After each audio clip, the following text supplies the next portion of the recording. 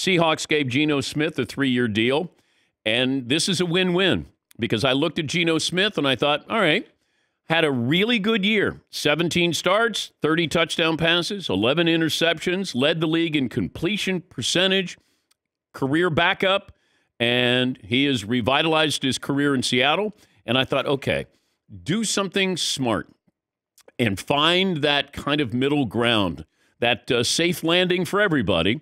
And I always go back to a quarterback like Mitchell Trubisky. If Trubisky said to the Bears, pay me $28 million a year, $30 million a year, give me 3 years for $95 million, give me 60 guaranteed, he'd still be there.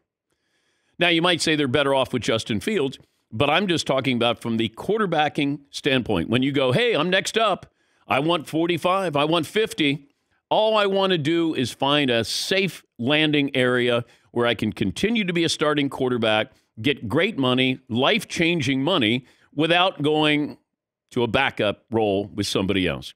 And you know, it feels team-friendly. But Seattle had the leverage here because they could say to Geno, you know, we got a top 5 draft pick. We are going to use that on a quarterback. And they might use that on a quarterback because who knows the next time they'll be up in that area of the draft.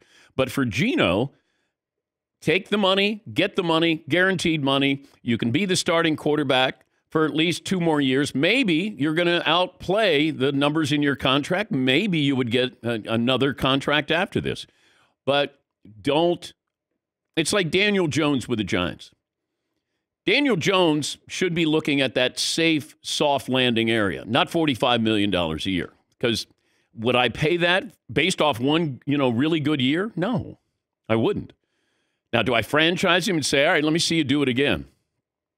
Even if you gave him the non-exclusive and you paid him $32 million, is somebody going to sign him to a deal and then give you 2 first-round draft picks for Daniel Jones? I don't think so. Therefore, I'd say to Daniel Jones, we'd still like you to be our starting quarterback, but we don't want to pay you what is commensurate to some of the great quarterbacks in the game. You got to make it a little team-friendly. Now, I'm all for the player getting whatever they can get, but you got to be smart in a situation like this because you don't want to, price yourself out of a starting job. And you're playing in New York. But if you want to bet on yourself, just say, franchise tag me and I'll prove it again. Saquon Barkley. What do you do with Saquon Barkley? Can you sign Daniel Jones and then franchise Saquon Barkley? As much as I like Saquon Barkley, I got to move on from that because of, the value of a running back. I got 2 good years and 2 banged up years. Do I want to sign up and go, I'll give you 4 more years at $50 million? No, because you can find your running back. You can find running backs. And we've seen that the last few years. How many teams have great running backs? They have versatile running backs. But these are some of the decisions, later today. Lamar Jackson, I'm going to be proven right because this has been a mess. And I said this a long time ago. There's something going on here. And, I put a lot of this on the Ravens.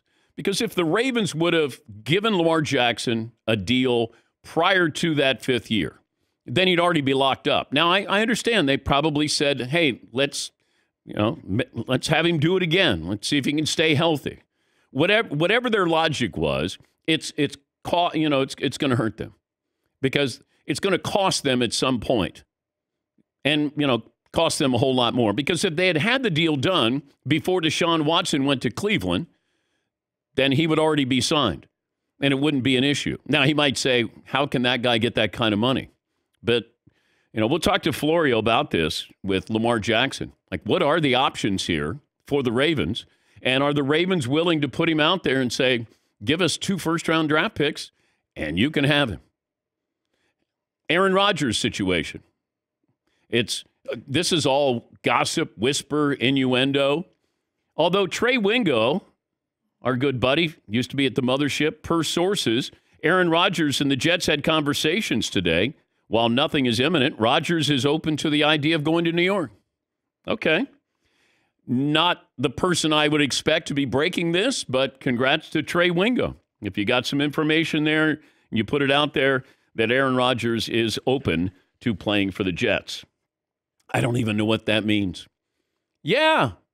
Like if I said to Aaron Rodgers, if I'm McAfee today and I'm talking to him, what does open to the Jets mean? Well, at first I'd say, Trey Wingo has this report. Can you confirm this? Are you open to playing in New York? What is a conversation, Pat? What is open to? What is closed? Like my heart is open, my mind is open. Yeah. You know, he's going to give those metaphysical answers. Yes. And while nothing is imminent, what? I mean, everything is imminent, isn't it? Or is nothing imminent? Just go close myself off to the vibes. Yeah. You know, I just think there's a higher source who's going to help me with this. I do. And I like to take my time with these things. And Adam Schefter might be the higher source. Source is close to a higher source. Tell me this is what I need to do. It's just a different shade of green that I'm going to wear. I mean, I've had a moment of zen right now, please. Okay. But I'm guessing he'll be on McAfee today. And then, Pat, go ahead and ask that question there. I'm curious what Aaron has to say. Because if you're Aaron Rodgers, do you want to play? Is that what this comes down to? Do you want to play? That's all I want to know. Do you want to play? Just help us with that. If I'm the Packers, just say, Aaron, do you want to play football? Yes or no? Play. I don't deal in yes or no's. I mean, that's absolute, right? I don't do absolute. I don't do absolutes. Yeah. Absolute vodka, I do that. But that's only on draft night when you take Jordan Love. Absolute, no. But that's all I want to know. Just help me understand that. Help me understand. Do you want to play football? And if you want to play football, do you want to play for Green Bay or Gang Green? Help us help you so then we can all move on with this. And yes, do I get tired of covering it? I do. But my job is to cover it. And we had new information with Trey Wingo, and I thought, all right, I'll put it out there, let you consume that. We'll talk to Florio about that as well. Yes, Paul. I want to go back to Daniel Jones. I can't tell if he's a very good quarterback or not.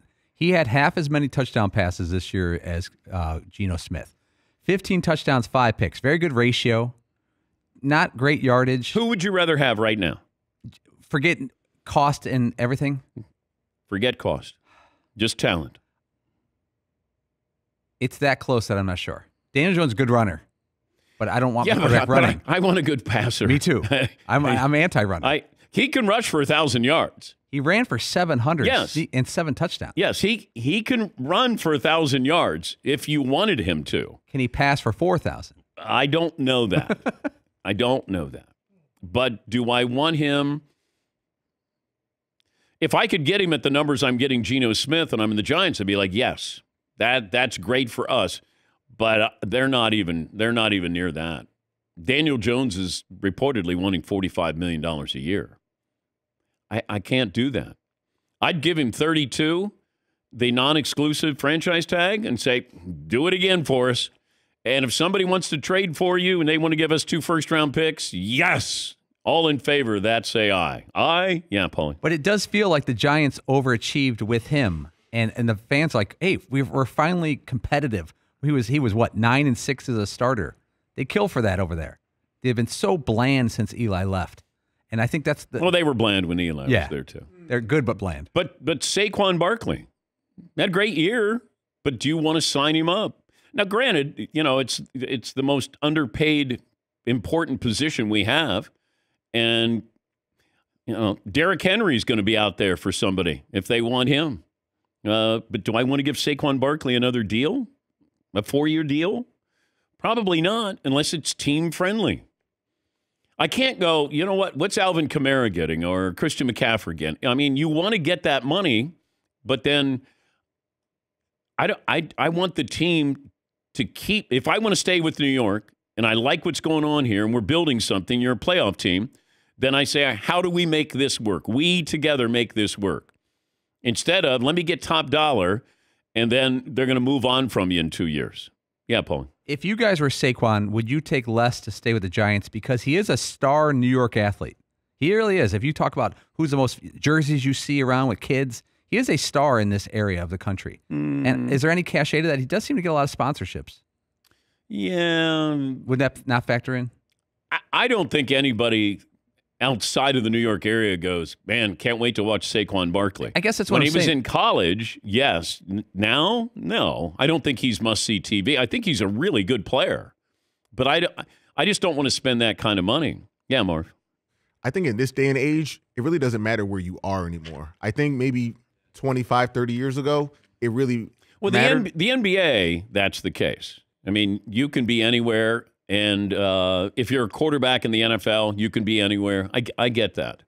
But there are certain places, like Josh Jacobs is a wonderful running back.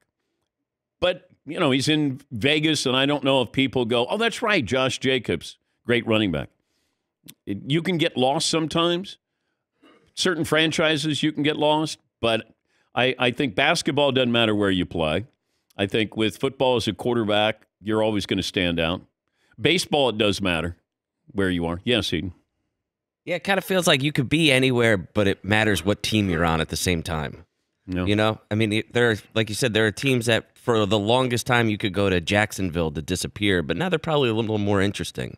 You know, so you might get some more run there. Yeah, Paul. Quick 30-second hypothetical. Okay. Because the odds for Saquon Barkley are the top two teams are the Giants and the Bears. All right. Would you take 4 years and $50 million to play for the Bears or 4 years and $40 million to play for the Giants?